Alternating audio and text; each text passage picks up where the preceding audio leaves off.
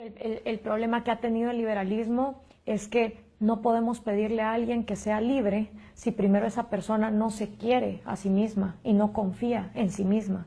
Y el problema que ha tenido el liberalismo en América Latina es que ha querido meter el libre mercado, la libre economía. Si una persona se siente incapaz de aprender a pescar o de pararse en sus propios pies, ya sea por una educación que lo ha vuelto víctima, porque en América Latina, recordemos que desde que somos niños, muchos niños en este continente todos los días mueren en su esperanza de tener imaginación o creatividad, porque cuando le preguntan a sus padres ¿por qué el cielo es azul?, cállese, no pregunte, no ande hablando. O sea, los mismos padres muchas veces merman el autoestima del niño. Luego ese niño va a la escuela y tiene un profesor que todavía tiene el marxismo dialéctico metido y que le enseña resentimiento. Le enseña, tú eres pobre, hay ricos, hay gente que te aplasta, tú no eres dueño de tu vida, hay gente que controla el mundo, por más que tú luches, no vas a salir adelante.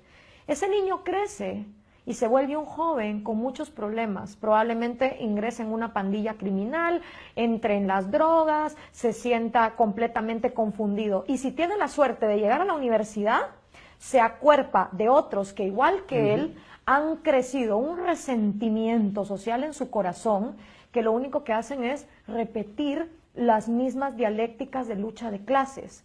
Entonces cuando se vuelven adultos prefieren hacer así o pedir un trabajo en el gobierno porque se sienten incapaces de ellos pararse en sus propios pies.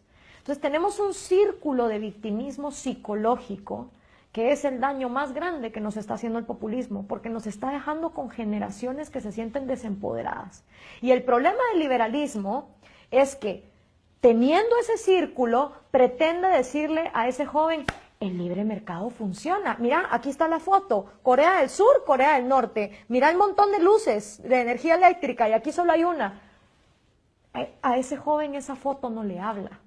Lo que necesita ese joven es primero sentirse libre en su corazón. Y sentirse libre implica sentirse responsable de sus propios actos. Y ese es un trabajo de autoestima, de empoderamiento, de incluso rescarbar esos traumas psicológicos. Y eso creo yo que es lo que nuestros jóvenes necesitan. Y una vez tú tengas a una persona que se quiere a sí misma, que se siente digna, que tiene autoestima, el liberalismo le hace sentido. Bom, gente, para quem não me conhece ainda, eu tendo o prazer de conhecer algumas pessoas aqui pela primeira vez, Beatriz, qual é o teu nome? Samuel, Milena, né? Eles dois já tinham vindo antes, mas obrigado a todos pela presença, né? Bom, como o Bruno disse, o Clube Farol da Liberdade, ele tem interesse em criar um ambiente estimulante para as pessoas que tenham interesse nas ideias da liberdade, né? Então, hoje a gente está aqui para falar um pouco sobre um tema que é bem subterrâneo, assim, que quase ninguém nunca ouviu falar, que é o existencialismo libertário, né? Então, a gente vai tratar esse livro aqui do William Irving, que é The Free Market Existentialist, né, o Existencialista de Livre Mercado. Não tem ele traduzido, infelizmente, ainda, mas eu vou trazer todo o conteúdo para vocês, vocês não vão ter perca nenhuma, né? Então, qual é a ideia? A ideia desse livro é basicamente apresentar para um público leigo, né, o que seria a filosofia existencialista, o que seria a filosofia libertária e buscar mostrar que essas duas filosofias, na verdade, caminham muito bem juntas. Esse é um dos projetos do livro. Esse livro, no final, ele acaba respondendo uma pergunta muito interessante. Você já deve ter ouvido aquela pessoa de esquerda dizer: o problema no capitalismo é que as pessoas consomem desenfreadamente. É uma ânsia pelo consumo, não pode sair um novo celular que todo mundo já quer ir comprar, não pode sair uma nova roupa, você tem que estar sempre na moda, porque senão você fica para trás, né? Então, há essa mentalidade de que o capitalismo ele viria junto com o consumo e junto com a alienação, né? E esse livro aqui, ele cai como uma luva, né, para os libertários que querem responder a esse tipo de crítica. Por quê? Porque ele vai pegar a base existencialista e vai dizer, olha, tem como a gente ter uma sociedade capitalista onde as pessoas, elas não têm esse hábito de consumo supérfluo, né? Onde as pessoas consumem de forma consciente. e ele vai dizer que uma vez que a gente entende os pressupostos do existencialismo, fica mais fácil a gente entender como essa conexão pode se dar. Então, basicamente, a ideia é, aqui, seria como a gente tivesse aquele diagramazinho, sabe? Que a gente já viu algumas vezes na escola. Aqui a gente teria uma filosofia existencialista. E aqui a gente teria uma filosofia libertária. Tá? Dentro dos filósofos existencialistas, né? Dentro dos filósofos existencialistas, o William Irving ele nos dá alguns exemplos. Né? Quais são alguns filósofos existencialistas? A gente tem Jean-Paul Sartre, a gente tem Martin Heidegger, a gente tem a Simone de Beauvoir, a gente tem Albert Camus, né? São alguns existencialistas, Friedrich Nietzsche e Soren Kierkegaard também. São considerados existencialistas pelo autor.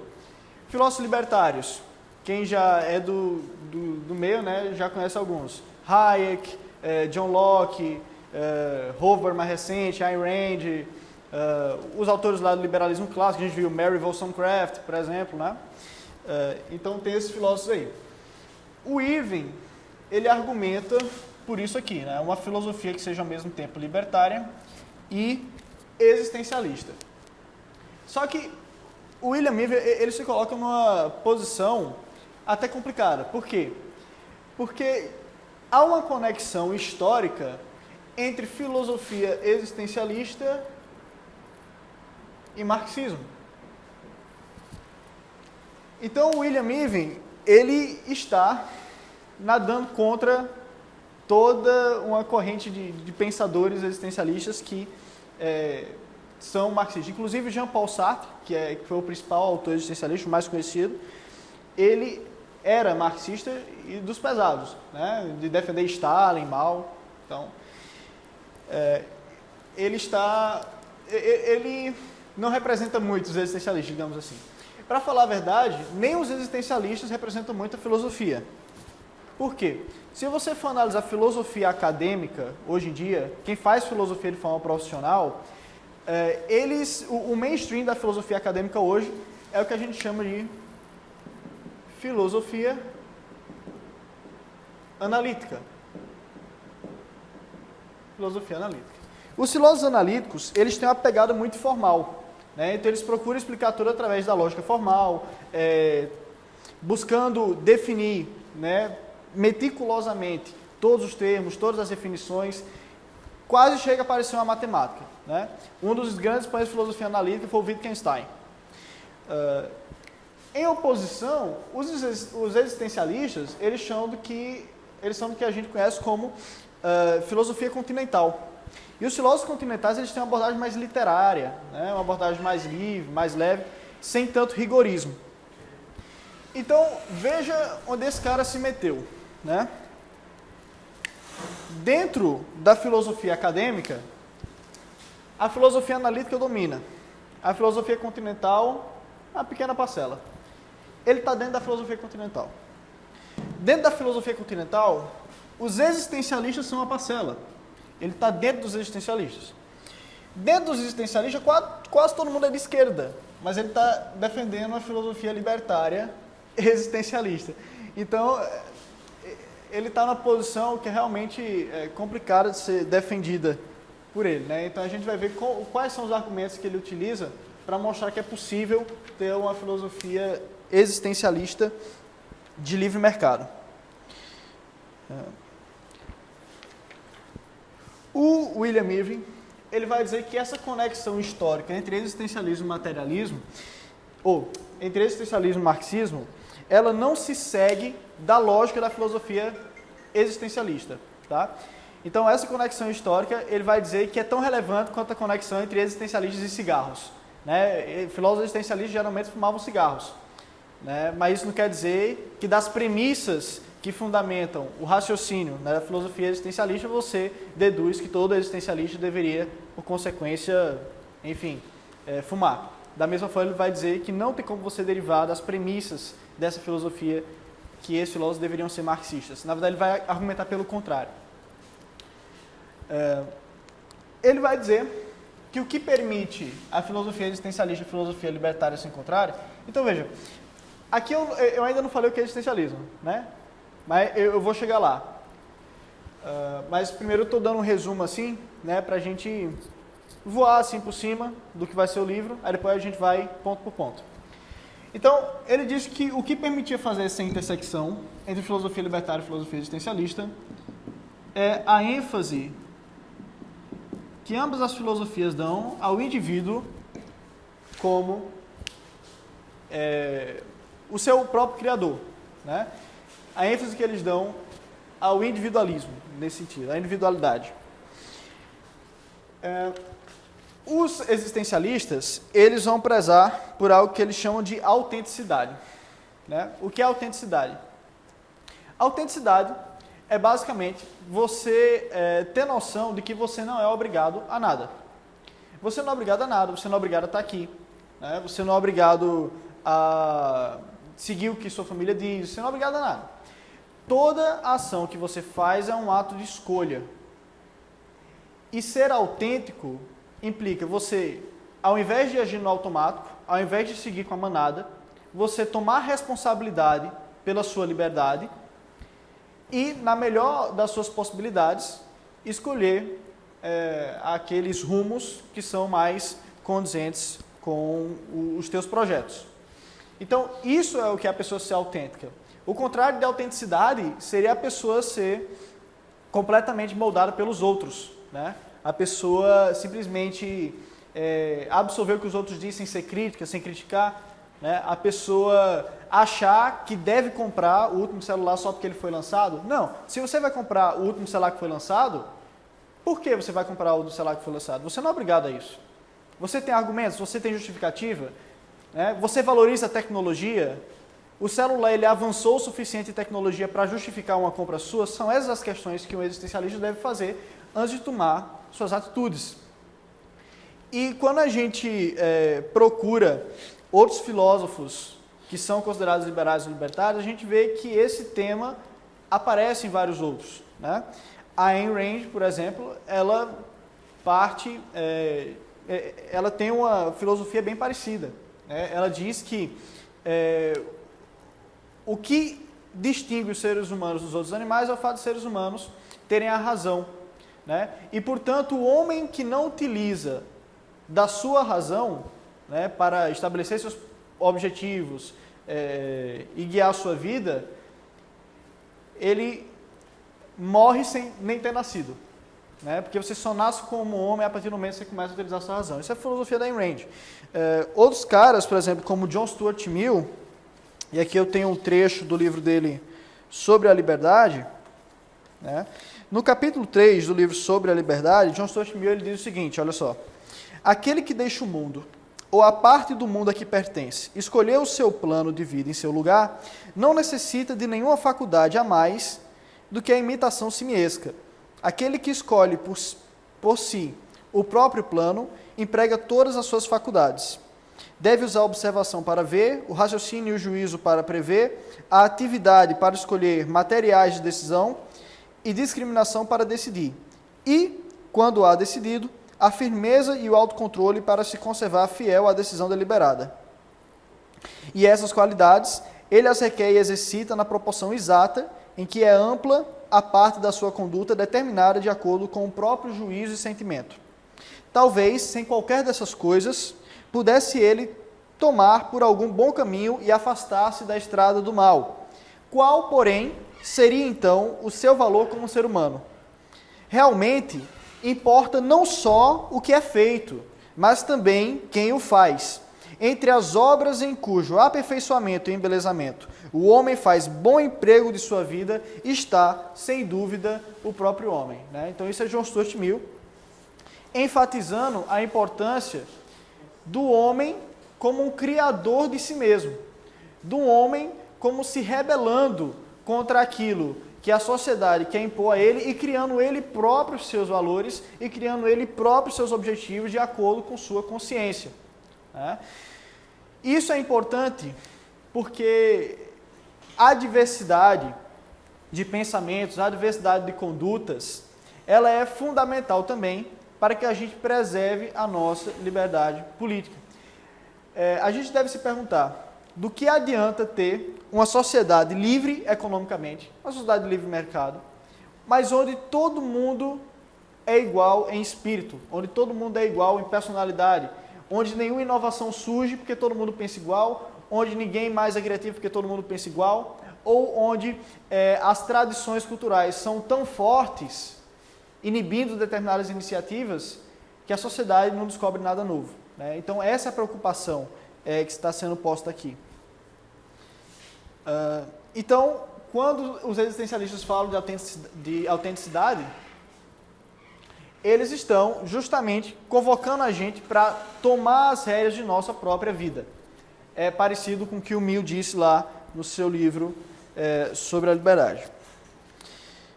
Já os libertários, né, eles tendem a focar mais na questão da autonomia, né, de você ser deixado livre para tomar as suas decisões. O Estado ele deveria apenas garantir a propriedade privada, né, e se certificar que você não seria roubado. Né? A função primária do Estado, para uma filosofia libertária, é garantir os direitos de propriedade e o império da lei, né? Assegurar essas coisas. Então, quando a gente fala de sociedade de consumo, e a crítica que a esquerda costuma lançar, né, ao capitalismo, cabe a gente retomar essa tradição individualista, mas individualista não no sentido perverso, né, mas individualismo no sentido de você deve construir a tua própria vida consciente das suas escolhas, com responsabilidade, de tal maneira que você passe a ter orgulho de si mesmo, você passa a ter orgulho da pessoa que você se tornou por suas próprias mãos. E esse tipo de mentalidade é justamente o que a Glória Álvares falou no vídeo que a gente viu, né? É justamente o que John Stuart Mill falou, é justamente o que a Ayn Rand fala, e é o que os existencialistas falam também. E não é condizente com uma sociedade de consumismo desenfreado.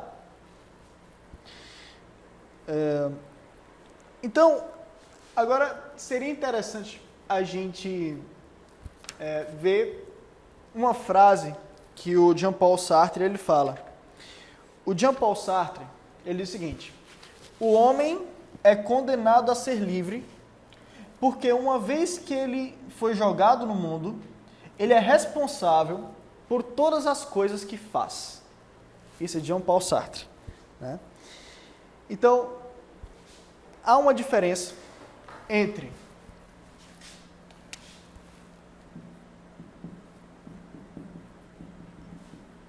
a liberdade que os libertários usualmente defendem e a liberdade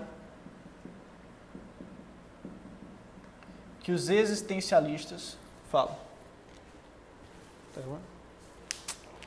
Bom, a liberdade dos existencialistas é o que a gente chama de liberdade ontológica. A liberdade dos que os libertários procuram, né, geralmente é uma liberdade prática. Né? No caso, seria uma liberdade política, civil, econômica. Né?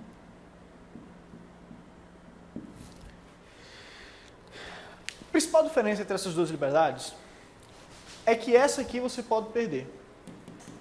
Você pode perder a liberdade prática. Você pode perder a liberdade de praticar a política.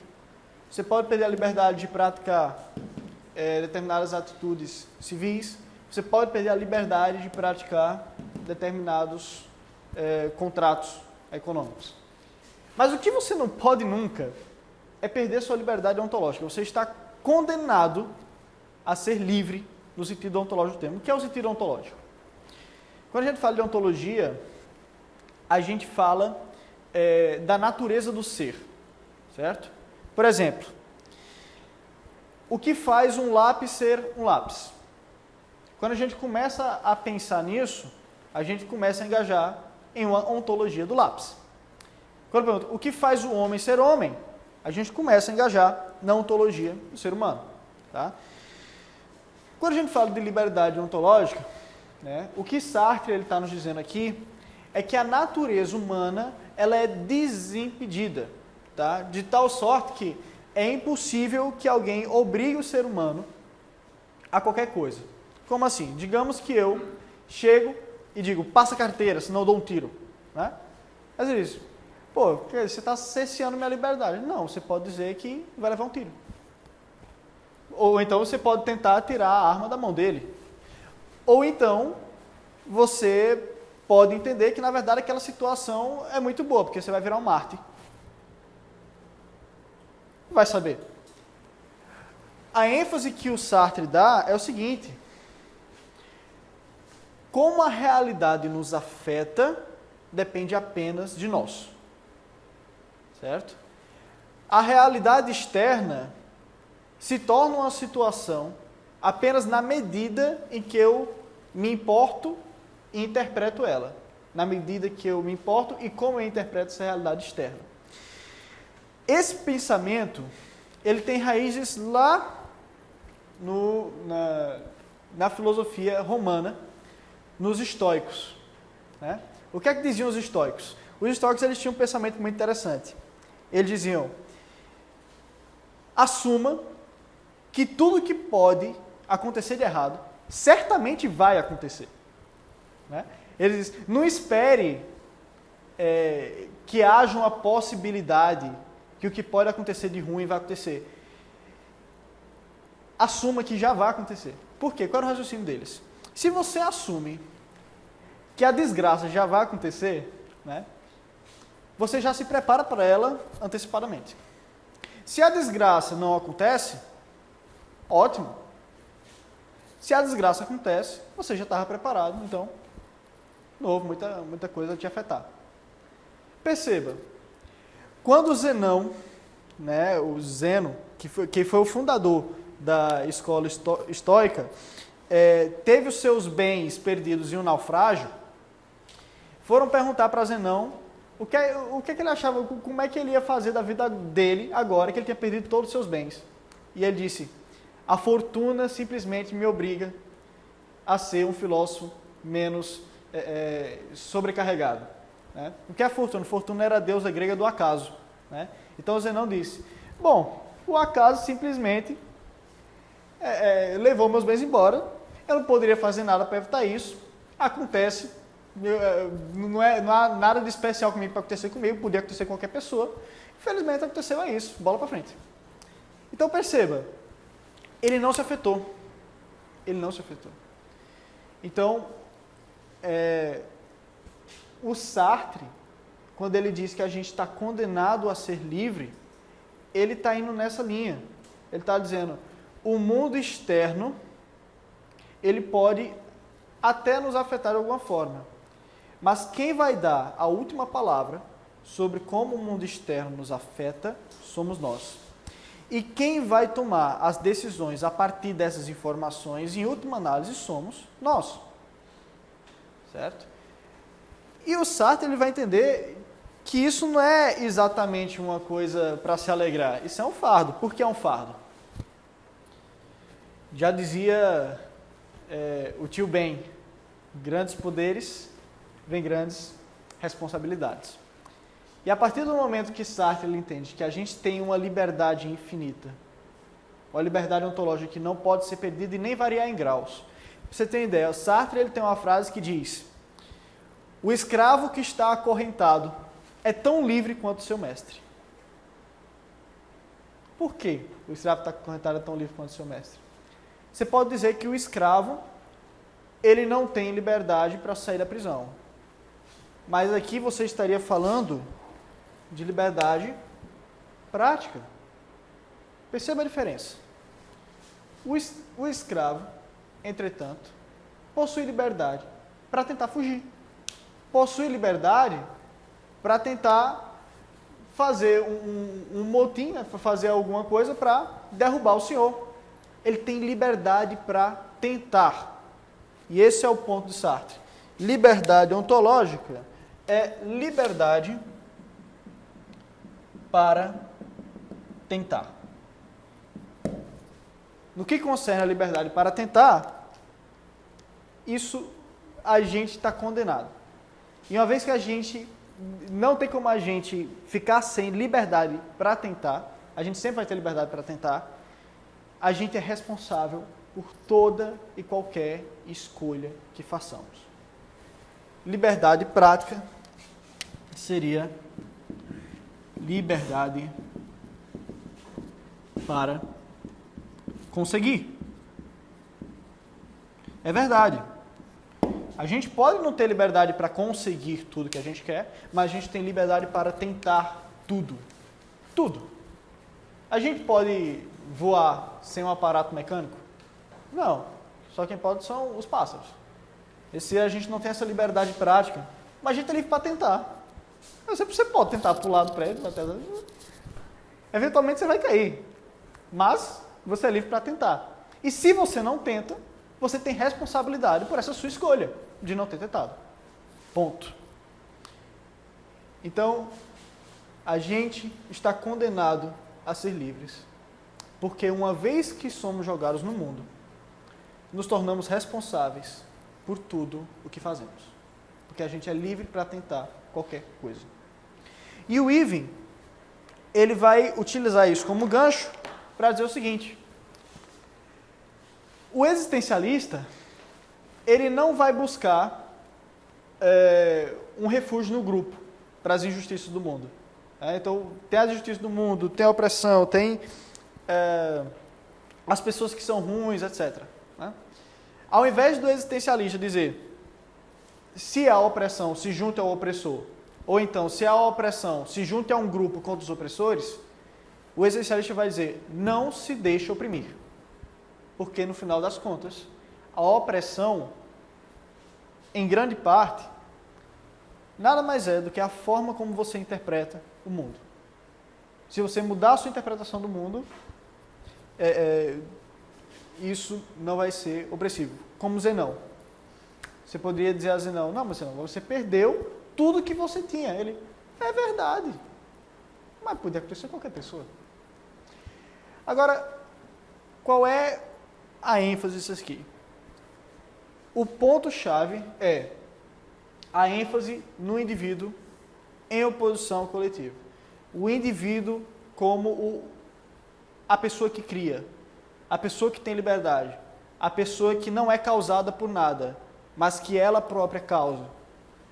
E esse indivíduo como tendo responsabilidade total por suas ações. É justamente nesse sentido que a Glória Álvares falou também nesse vídeo.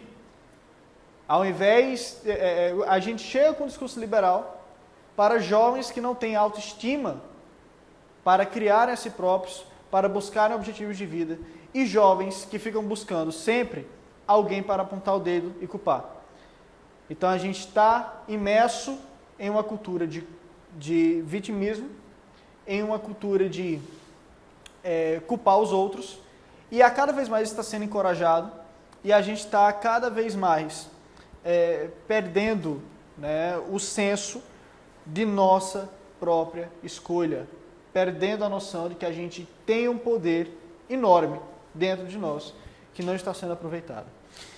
É nesse sentido também que algumas feministas libertárias, como a Wendy McElroy, diz que temos que parar de falar, pelo menos no mundo ocidental, de uma suposta cultura do estupro.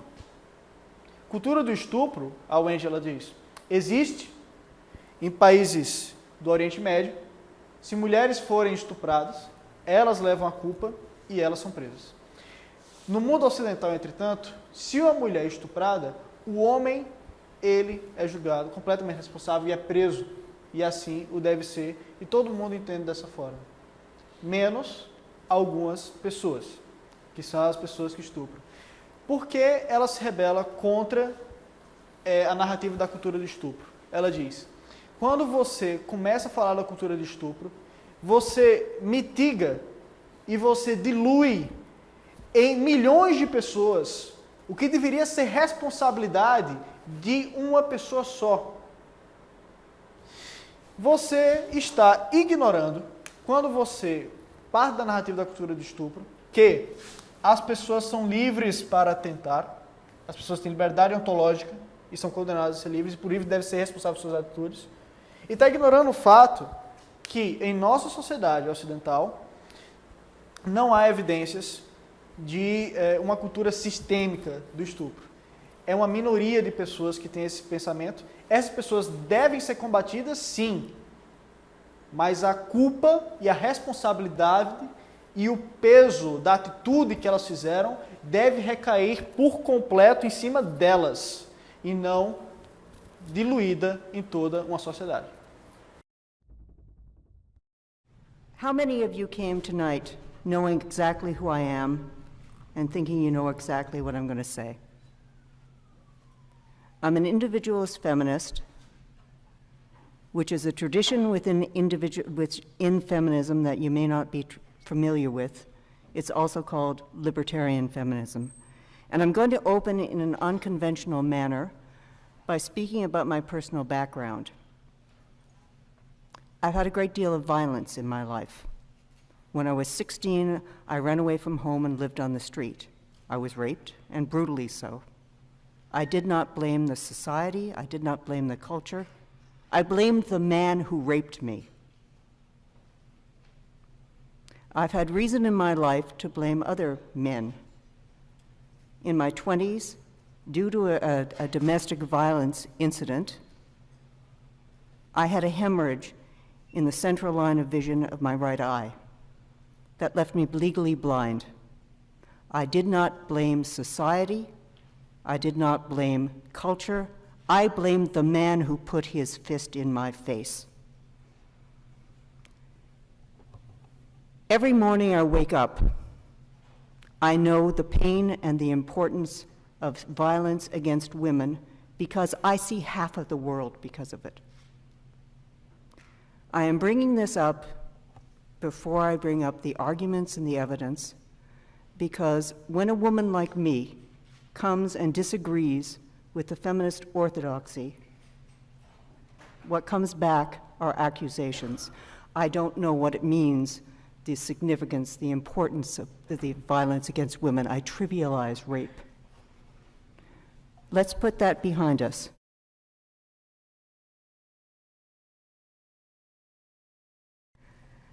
A conflict within feminism about the rape culture came into focus on February 28th of this year when the Rape, Abuse, and Incest National Network, known as RAINN, the largest anti-sexual violence organization in America and the most influential and hardly a voice of conservatism,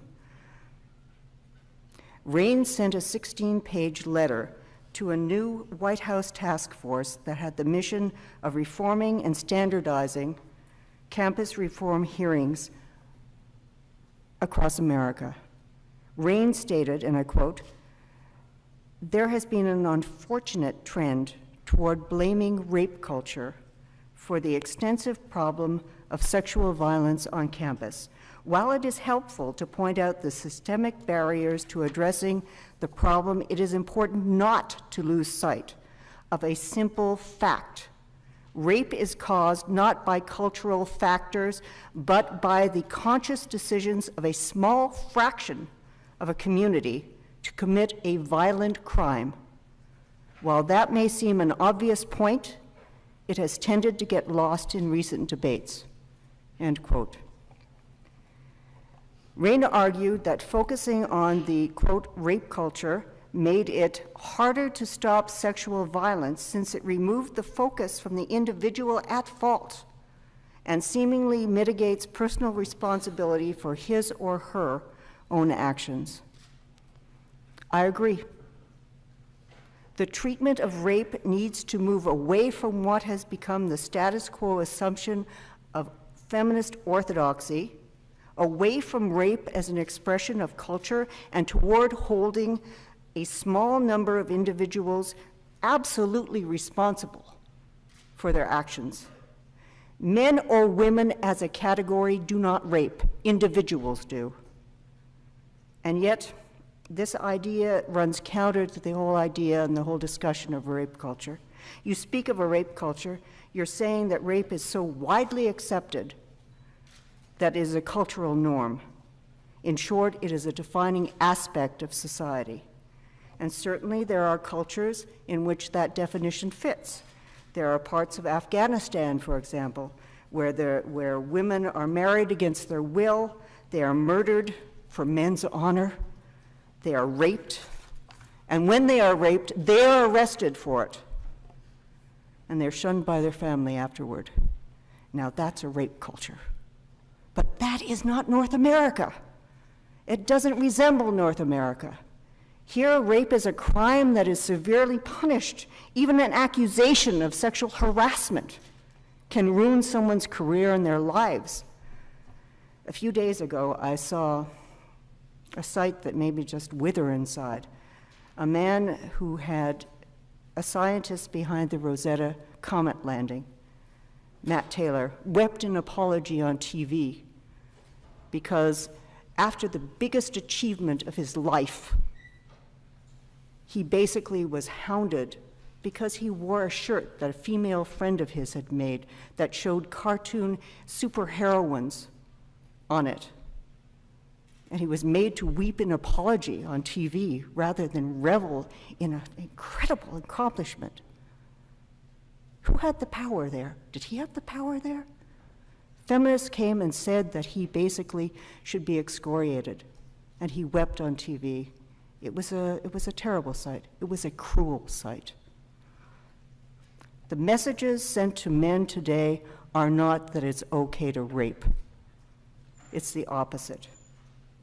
And according to both RAINN and the Department of Justice, the rate of rape and sexual assault has decreased by more than half since 1993, so why aren't we celebrating? North America is not a rape culture, and it is an insult to women who live in one that women here, with so much freedom and so much opportunity, are trying to share the same status with them. I often hear statistics meant to prove to me that things are far, far worse for women here than I'm making out. But there's a problem with the statistics used to support a rape culture. Many researchers have tried to find out where they come from, what they're based on, and it is an incredibly hard task.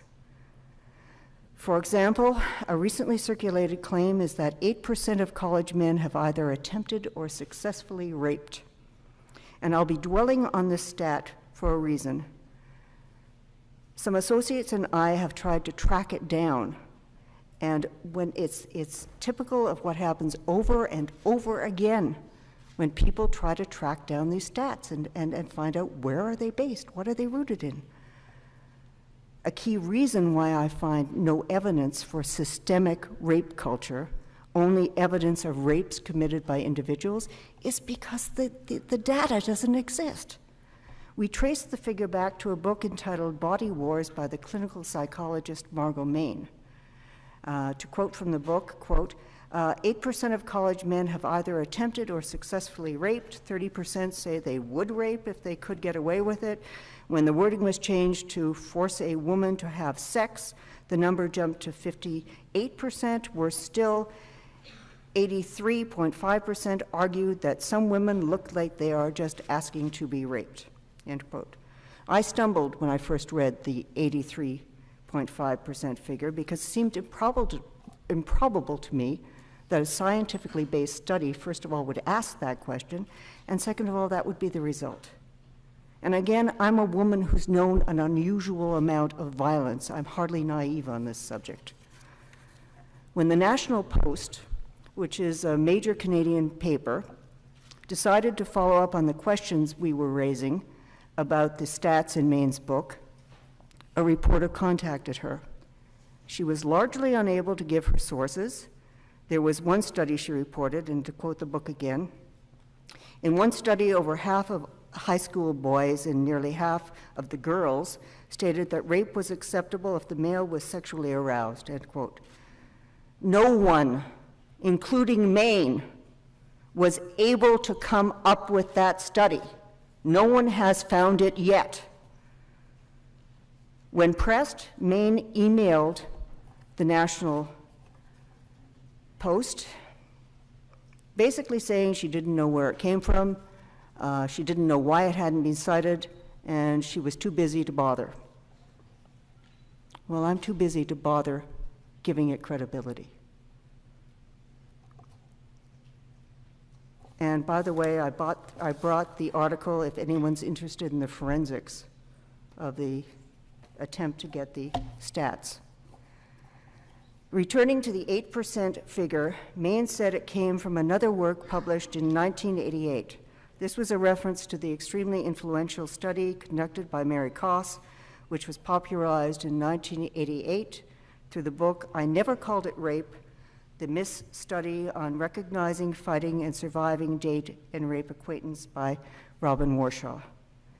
There are so many problems with the Koss study.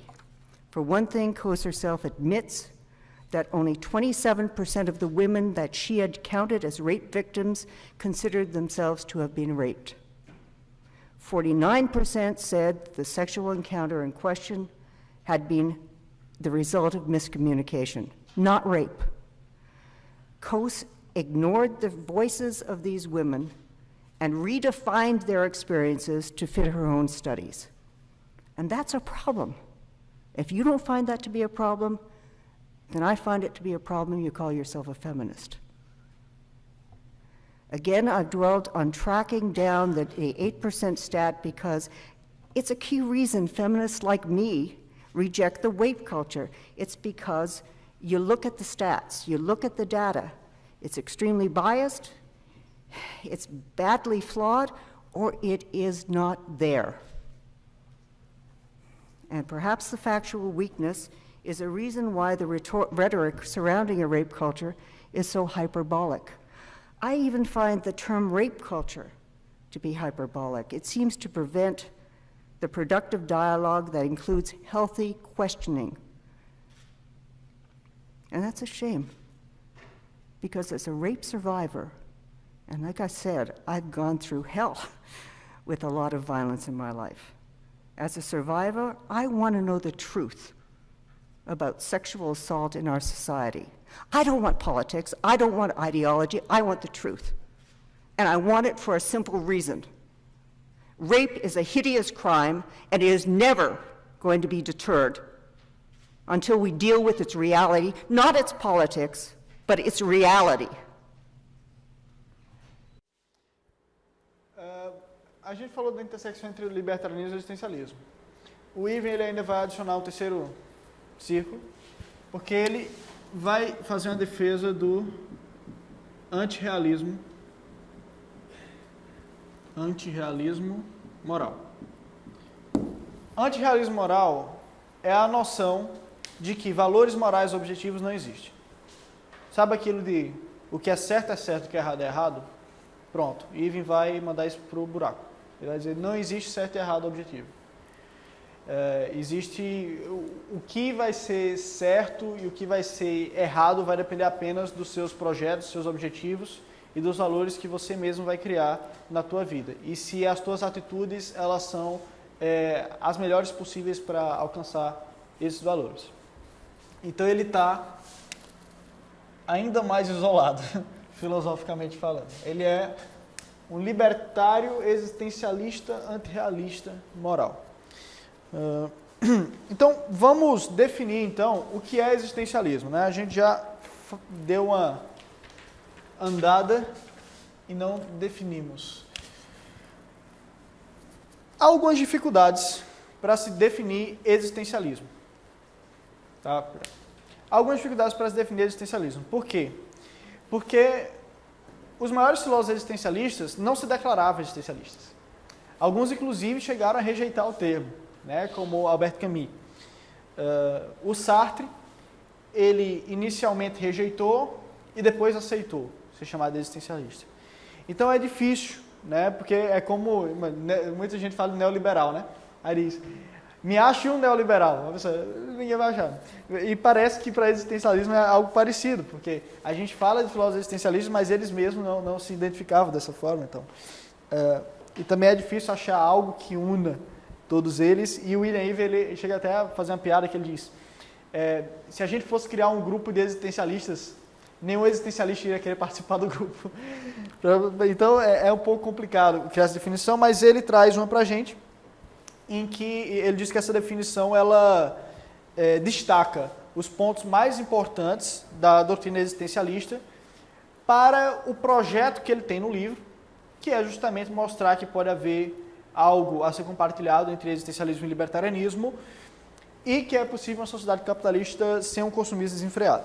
Então, a definição que ele dá é o seguinte: existencialismo é uma filosofia que reage a um mundo aparentemente absurdo ou sem sentido, instigando o indivíduo a superar a alienação, opressão e o desespero através da liberdade e da autocriação ao ponto em que se torna uma pessoa genuína.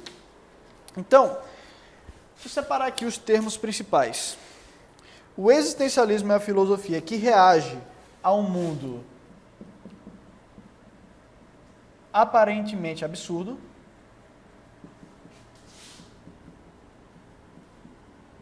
tá? Ou sem sentido, instigando o indivíduo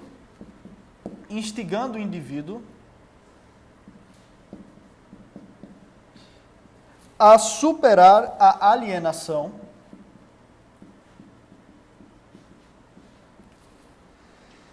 opressão e o desespero,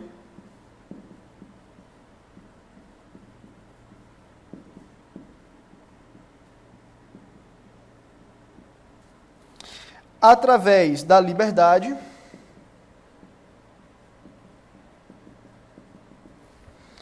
e da autocriação ao ponto que se torna uma pessoa genuína. Né?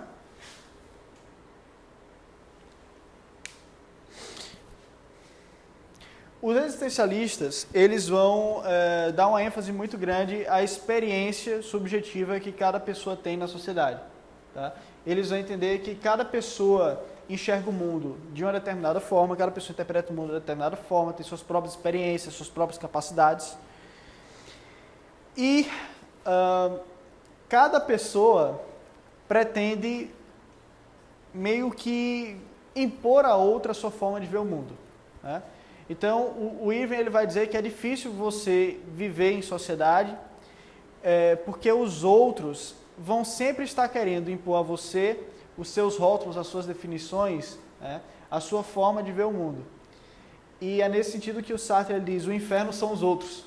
Né? Mas, ao mesmo tempo, se a gente não se engajar em sociedade, a gente não consegue produzir nada, a gente vai, enfim, perder muitas coisas que nos são caras. Então, ao mesmo tempo que o inferno são os outros, sem os outros, a nossa vida é um inferno. Então, como conciliar isso? Como a gente pode resguardar um pouco de nós, né? Como a gente pode refletir um pouco mais nossas atitudes, ao invés de simplesmente absorver o que o mundo joga pra gente, e ao mesmo tempo ter uma vida socialmente ativa e aproveitar dos bons frutos que a sociedade nos traz. Né? Então, esse é o desafio que é lançado numa sociedade de consumo capitalista. O existencialismo é uma filosofia que busca resistir ao mundo que é aparentemente absurdo. Por que o mundo é aparentemente absurdo? E aqui há uma outra faceta da cosmovisão que o William Eve nos traz. Ele traz uma cosmovisão ateísta. Né? Então ele está entendendo que Deus não é uma possibilidade aqui. E mesmo existencialistas que eram cristãos, como Kierkegaard, esses existencialistas, eles não procuravam defender Deus mediante a razão.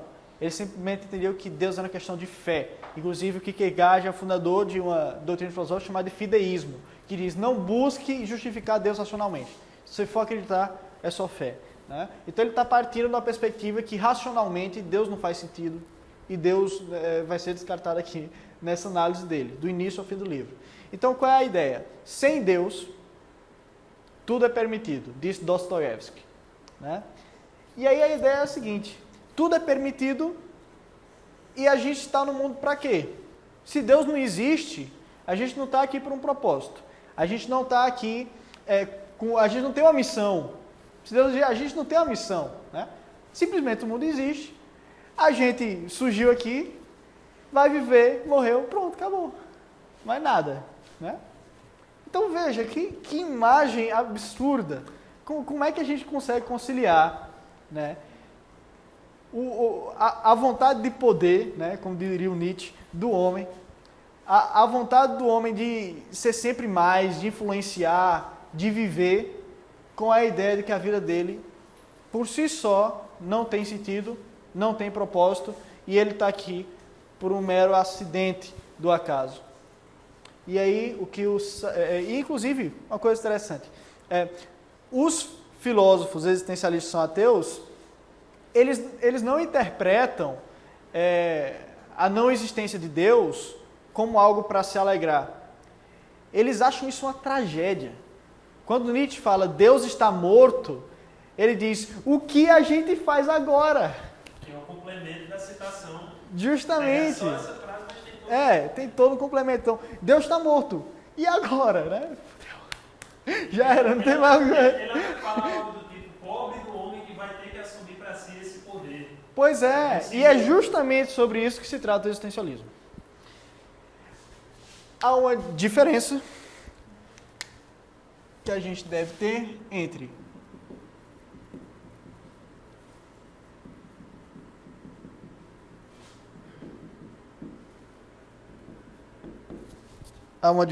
dois termos. Um é sentido da vida e outro é sentido na vida. Se você assume que Deus existe, há um sentido da vida. A sua vida ela tem um sentido dado. Uma vez que você está vivo, já há algum sentido aí. Você tem uma missão. Né? Você tem uma missão que transcende a sua vida. E depois você vai para o céu, etc. Agora, se Deus não existe, não há sentido da vida. Há apenas sentido na vida. Como assim? O sentido da vida, ele está dado com a vida. Uma vez que você tem vida, você tem sentido. Já o sentido na vida, ele não está dado. Você primeiro tem a vida e depois você constrói um sentido para ela. Enquanto no sentido da vida, se você tem vida, você automaticamente já tem um sentido. Em sentido na vida, não. Primeiro você tem a vida e se você quer um sentido, você tem que ir atrás. Certo? Então, uma vez que Deus não existe, a gente tem que buscar dar sentido à nossa vida. Como? Através dos nossos próprios projetos, nossas aspirações, através de algo que a gente se inspire, estabelecendo objetivos, trabalhando para alcançá-los, e esse próprio trabalho, essa própria labuta em busca dos nossos objetivos, em busca do que a gente escolhe como valor para seguir, é o que vai dar sentido na nossa vida. Quando a gente morrer, acabou. Só existe sentido enquanto a gente está vivo. Enquanto a gente não iniciou a vida e depois que a gente morreu, não faz mais sentido falar de sentido da vida. Então essa é a ideia dele. E aí a gente pensa, um mundo assim é absurdo. Quando você olha para esse tipo de mundo. Um mundo em que não há parâmetro de certo e errado. Um mundo onde ninguém tem um sentido. A gente está aqui por nada. Vai todo mundo morrer e acabou. Isso é um absurdo. E aí o Sartre ele vai dizer,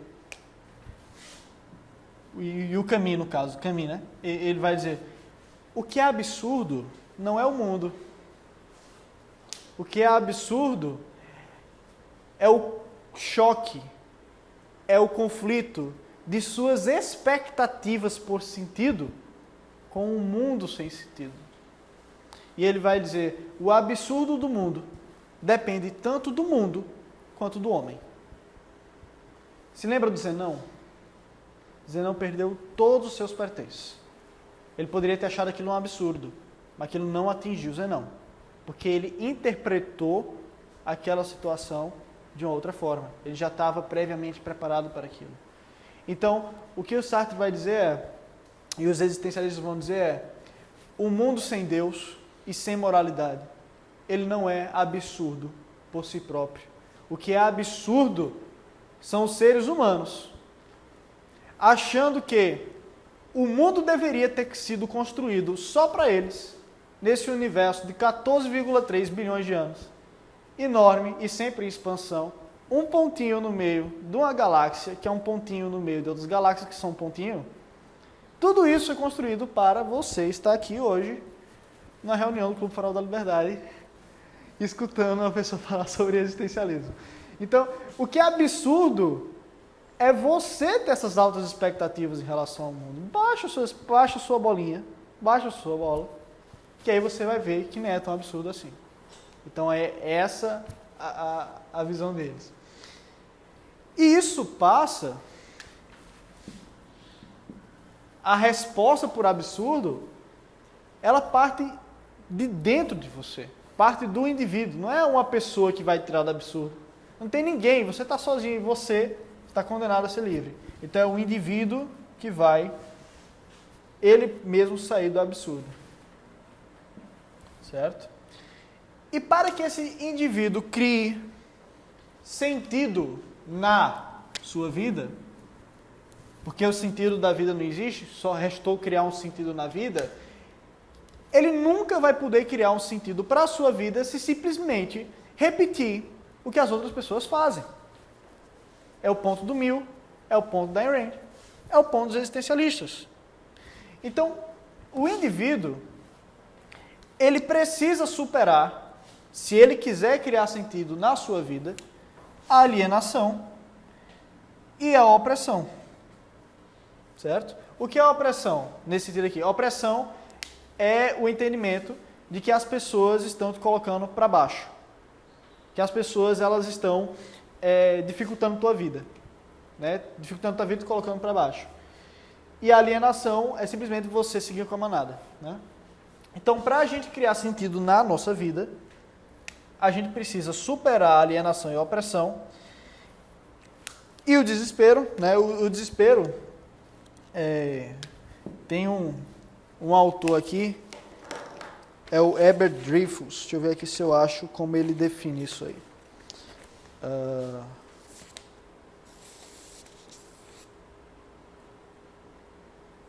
Bom, mas desespero é basicamente uma situação... Aqui, pronto. Desespero é o sentimento de que a vida não está mais funcionando bem para você, e dada a pessoa que você é impossível que as coisas funcionem para você. Que a vida que vale a pena viver é, no seu caso, literalmente impossível. Isso é o desespero. Né? Então, a gente precisa superar essas coisas. Né? E a gente tem que ter noção de que só quem pode fazer isso somos nós mesmos. A mudança vem de dentro.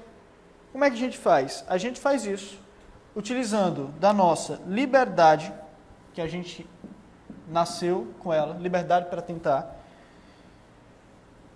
e da nossa consciência. A gente utilizando nosso raciocínio crítico e a nossa liberdade para ter os nossos objetivos de vida, ter os nossos propósitos, construir os nossos valores e, tendo sucesso em perseguir esses propósitos e esses valores, superarmos esses problemas. Deixa eu ver aqui outra coisa.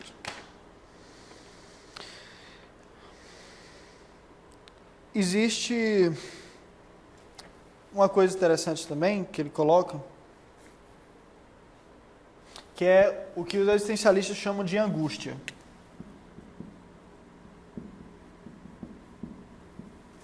O que é angústia?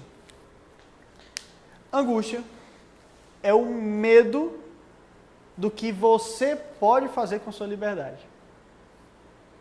Então, muitas pessoas, elas têm a liberdade, mas elas têm medo do que elas mesmas podem fazer com a sua liberdade. Por exemplo, quando você passa do lado de um precipício e você tem o que eles chamam de angústia, não é que você tem medo de cair. Você tem medo que você possa, por vontade própria, se jogar. Esse medo que você tem que você possa conscientemente se jogar, é o que eles chamam de angústia. Angústia é a paralisação frente à possibilidade de escolher. A possibilidade de escolher, ela é algo que Sartre e os outros filósofos existencialistas entendem realmente como uma condenação, porque elas trazem uma carga de responsabilidade enorme. E as pessoas, elas estão frequentemente querendo terceirizar essa responsabilidade que elas têm por suas próprias vidas. E o argumento aqui é que quem faz isso está agindo com o que Sartre chamaria de má fé. Então tem má fé aquela pessoa que age como se ela não tivesse nenhuma escolha, sendo que ela sempre tem alguma escolha. E aí, nesse sentido,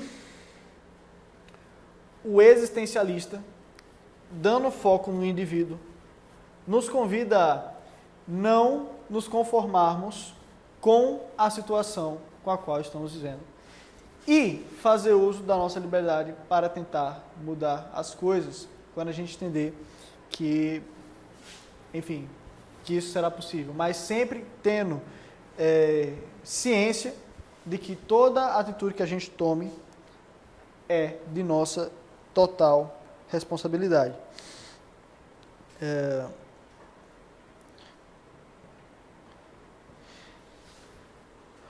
Pronto.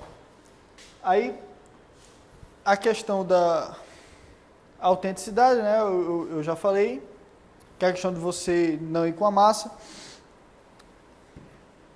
Existe um determinado mito, que é o mito de Sísifo, acho que é de Sísifo, que basicamente diz que, acho que é Sísifo, né? Que tem a pedra, e a pedra é um cara que ele foi condenado pelos deuses a subir uma pedra por um morro. E toda vez que ele chega no topo desse morro, a pedra cai. Ele tem que subir essa pedra de novo, infinitamente, né? E o Camus, ele fala que o próprio ato de empurrar a pedra seria o suficiente para encher o coração de um homem. Como assim? Como é que o homem ele pode ficar satisfeito só de empurrar uma pedra para o resto da vida? O Irving, ele tem uma frase que eu achei muito interessante, que ele diz assim: da mesma forma que uma vida não examinada não merece ser vivida, isso é uma frase de Sócrates, uma vida examinada demais não pode ser vivida. Porque se você só examina a vida e não toma atitudes propriamente, você não está vivendo. Você está só conjecturando. Então, é necessário que haja um meio termo entre a reflexão e o que eles chamam de absorção. O que é reflexão? Quando você não aceita o mundo, você para refletir. Não, as coisas realmente têm que ser desse jeito? Tá certo isso? A absorção não. A absorção você simplesmente aceita o mundo como ele está vindo. E o que ele está dizendo é que a pessoa tem que ter um meio termo. Se isso aqui for 100% de reflexão, você não vive. Se for 100% de absorção, você não tem autonomia. Você não se torna uma pessoa genuína. Você abdica de criar um sentido na sua vida, tá? Então, o que é que ele vai dizer? Existe na literatura de psicologia, né, uma coisa chamada estado de fluxo, que é conhecido também como a zona, né? O estado de fluxo é quando, por exemplo, você está fazendo uma determinada atividade e você está com um foco tão direcionado que é como se todo mundo virasse névoa para você. E você simplesmente só consegue focar naquilo. E você está tão... Às vezes isso acontece comigo. Às vezes eu estou estudando, aí o alarme toca, né? Que é para parar de estudar, para fazer outra coisa. E eu não consigo, né? Eu tenho que terminar aquilo, né? Tem que terminar aquele exercício, porque estou lá interagindo. Então, isso é o estado de fluxo. Esse estado de fluxo é justamente algo que estaria mais ligado a essa questão de absorção, né? Então, é nisso que o Camus diz. O próprio ato do homem levar a pedra acima, né, poderia encher o seu coração, se ele entrasse, de repente, no estado de fluxo. Mas a ênfase, mais uma vez, do existencialista é o mundo externo só nos afeta na medida em que a gente permite que ele nos afete. E tudo o que acontece no mundo externo, para nos afetar, vai depender de uma interpretação nossa. Beleza, até aqui estava muito bacana, estava muito legal, né? A gente tem completa responsabilidade, vamos criar um sentido na nossa vida, já que a gente não tem um sentido que foi dado. Só que tem um problema, e o problema é o seguinte: descobertas recentes na neurociência, como o famoso experimento de Libet, tá? Colocaram em xeque a possibilidade da gente ter livre-arbítrio. Como assim? Colocaram um cara numa máquina de eletroencefalograma, certo? E essa máquina, ela poderia detectar a área do cérebro que é responsável pela consciência, pela ação consciente, tá? E poderia detectar exatamente quando essa área foi ativada no cérebro. Foi dada a missão para o cara, que é o seguinte: aperta esse botão aqui quando você quiser, beleza? O cara, beleza. Quando foram ver o mapa, né, o eletroencefalograma desse movimento que ele fez de forma consciente, perceberam o quê? Que o impulso nervoso que foi utilizado para se iniciar o movimento, ele começou a passar pelo cérebro antes da área da ação consciente ser estimulada. Ou seja, a ação começou a ser tomada antes mesmo da pessoa tomar consciência de que estava tomando aquela ação. E há vários experimentos nesse sentido também, que começam a mostrar que boa parte de nossas atitudes são menos livres, são menos de escolha própria do que a gente costumava pensar.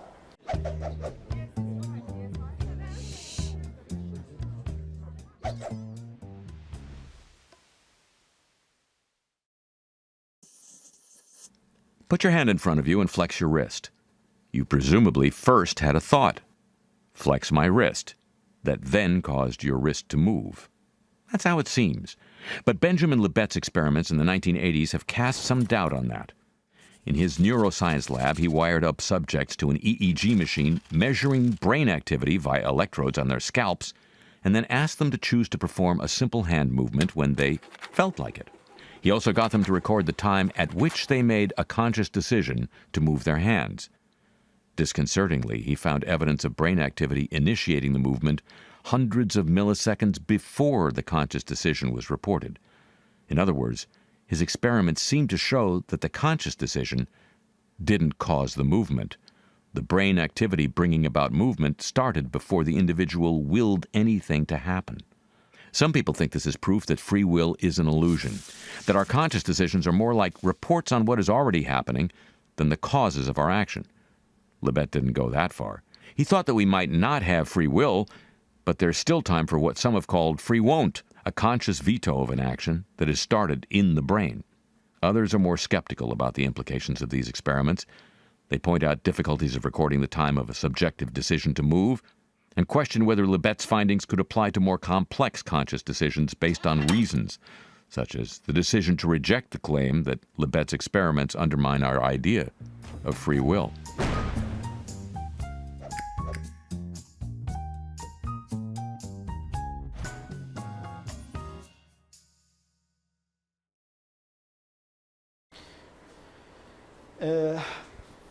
E aí surge um problema, porque todo esse castelo sartriano pode cair.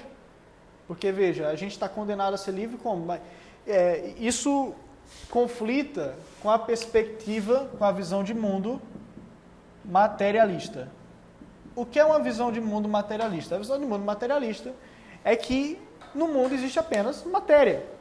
Existe apenas átomos, prótons, elétrons, coisas que podem ser explicadas por meio da física, da química, da biologia, das leis naturais, né? O materialismo mecanicista. E a gente vê Porque muitas das coisas que a gente atribuía à nossa vontade própria, na verdade, são resultados de química cerebral e dos nossos neurônios, né, se comunicando entre si por meio de reações elétricas. Inclusive,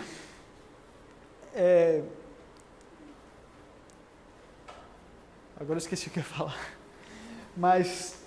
Mas esse é um problema que é colocado. Um dos maiores advogados por essa questão de que o livre-arbítrio é uma ilusão é um cara que chama Sam Harris, né? Neurocientista, fala muito sobre isso. E há um grande debate na academia sobre isso, sobre até onde a gente teria liberdade de nossas ações. Baruch Spinoza, né, que foi um filósofo muito conhecido, ele também tinha uma perspectiva histórica e materialista, e ele dizia o seguinte, que eu inclusive coloquei no grupo, alguém tem aí o grupo aberto? Não? Vê aí a frase que eu coloquei do Spinoza sobre o livre-arbítrio, né? Então, essa perspectiva de que o livre-arbítrio pode ser ilusão não é recente, mas o que é recente são as evidências científicas apontando nessa direção, né? Até questão de personalidade. Tem um caso muito bacana, que é o caso de um cara chamado Phineas Cage. Pesquisem depois. Phineas Cage. Ah, esse caso é legal. Né? Esse caso é muito bom. Pronto, tá aqui, ó. Spinoza, no seu livro Ética, ele diz, abre aspas, os homens enganam-se ao se julgarem livres, julgamento a que chegam apenas porque estão conscientes de suas ações, mas ignoram as causas pelas quais são determinados. É, pois, por ignorarem a causa de suas ações, que os homens têm essa ideia de liberdade. Com efeito, ao dizerem que as ações humanas dependem da vontade, estão apenas pronunciando palavras sobre as quais não têm a mínima ideia, pois ignoram todos o que seja a vontade e como ela move o corpo. Os que se vangloriam do contrário e forjam sedes e moradias para a alma, costumam provocar o riso ou a náusea. Né? Isso é Spinoza. Qual foi o caso do Phineas Cage? Ele trabalhava na estação de trem, né? E sofreu um acidente de trabalho que uma estaca passou daqui para cá, né? Atravessou toda a cabeça dele. Depois ele teve que fazer uma cirurgia, sobreviveu, mas com uma boa parte do tecido cerebral, né, comprometida. Mudou completamente de personalidade, né? Parece que antes ele gostava de futebol, depois começou a não gostar mais, se tornou uma pessoa mais agressiva, etc, né? Então, a gente se pergunta, até onde a gente realmente tem isso que o Sartre diria de liberdade para tentar, né? É uma coisa que leva a gente a questionar. E o William Eve, ele vai dizer o seguinte, é verdade, você tem essas questões, entretanto, há de se fazer a seguinte pergunta: vamos supor que você se convença que o livre-arbítrio não existe e que tudo que você faz está pré-determinado. Beleza. E aí? Você faz o que agora? Você vai ficar parado e simplesmente deixar o mundo girar? Aí ele pergunta, tá, mas quem disse que ficar parado e deixar o mundo girar seria a atitude que você estaria programado para fazer? Como é que você pode garantir isso? Aí fica aquela questão, porque quando a gente assume que a gente não tem livre-arbítrio, acaba que a gente não muda a nossa vida prática. A gente começa a adotar o que o Eve chama de ficcionalismo. Como assim? No nosso dia a dia, a gente age como se a gente tivesse livre-arbítrio. Mas quando alguém pergunta a gente diz, não, muito provavelmente eu não tenho livre-arbítrio. Por isso é ficcionalismo. A gente começa a viver na ficção. Só que o William Eve, ele vai dizer o seguinte, eu não vou comprar essa premissa, que a gente não tem livre-arbítrio, e não vou comprar o ficcionalismo. Eu vou assumir que a gente tem livre-arbítrio. E por que ele faz isso? Ele faz uma aposta de Pascal para o livre-arbítrio. O que é a aposta de Pascal? A aposta de Pascal é algo que o filósofo Pascal tentou utilizar para justificar a crença em Deus. Então, qual era a ideia dele? Os ganhos de você acreditar, o que você é isso? O prejuízo de você não acreditar em Deus é maior do que os ganhos que você tem de acreditar. Exatamente. Então veja, é melhor você acreditar em Deus e ele não existir, né? Se você acredita em Deus e ele não existe, daí não aconteceu nada com você. Agora, se você não acredita em Deus e ele existe, você está no inferno. Então, na dúvida, é melhor acreditar e evitar o fogo eterno. Só que o Pascal não levou em consideração que há mais de 10 mil religiões.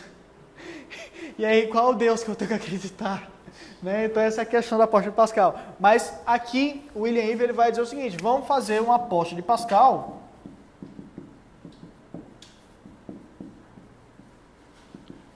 para o livre-arbítrio.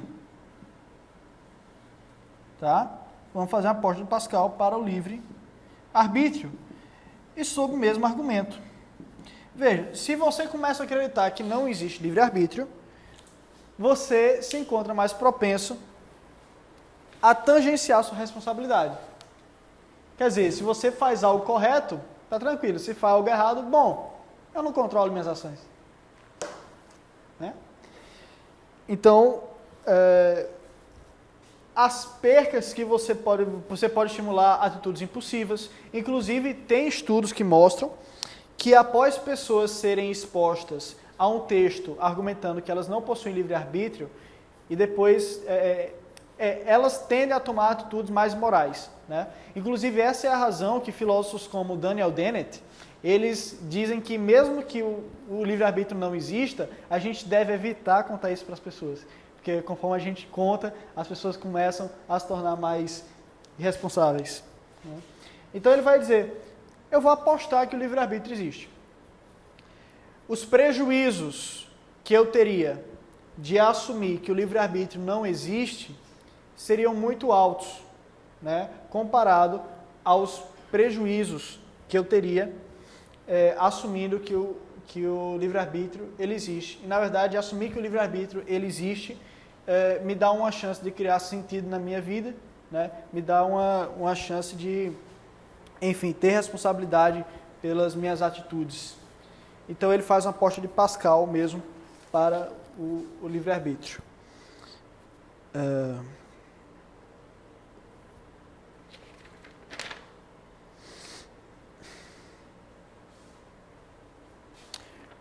Pronto. Então, resumindo.